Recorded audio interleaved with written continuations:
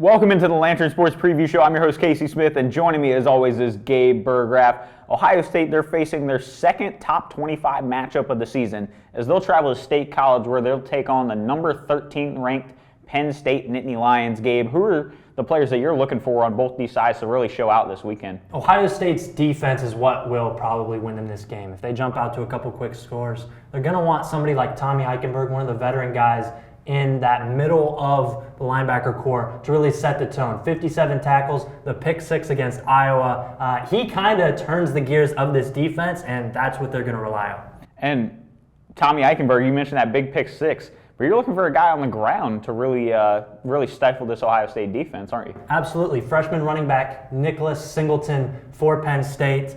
Didn't have the greatest game against Michigan as a lone outlier, but he's been the catalyst on the ground. If they are going to stay in this game, they're going to have to control the clock at home in that environment.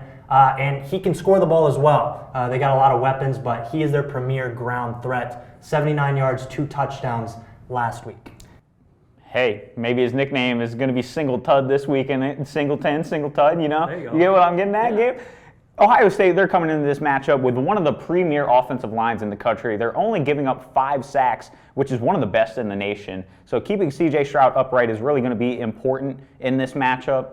They're also converting on third downs. Penn State, they're very good on first and second down, forcing teams into third and medium, third and long. But Ohio State, they're converting at a 52% clip, which is also one of the best in the Big Ten, one of the best in the country, as a matter of fact, in that regard. So that's going to be the down that Ohio State is really going to be trying to win to extend drives and get in the end zone against this Nittany Lion defense, which, I mean, speaking of this Nittany Lion team, they're one of the best in the country in their turnover margin. They're tied for 10th, and they're best in the Big Ten at +7 on their turnover margin, 1 per game. And you've seen in games past, Ohio State's gotten on their heels the past two games against Michigan State and Iowa, and that's kind of kept Ohio State on their heels and having to crawl back into games.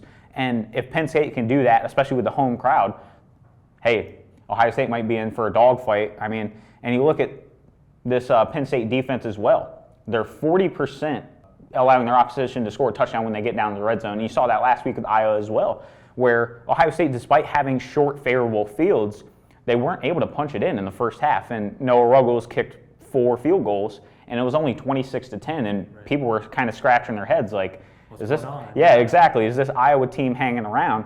So if Penn State, if they're able to combine their turnovers and keep Ohio State out of the end zone, this game might be a little bit closer than people expect. But that'll do it here for the Lantern Sports Preview Show. We'll have all the coverage for you this weekend as we travel to State College to cover number 2 Ohio State and number 13 Penn State.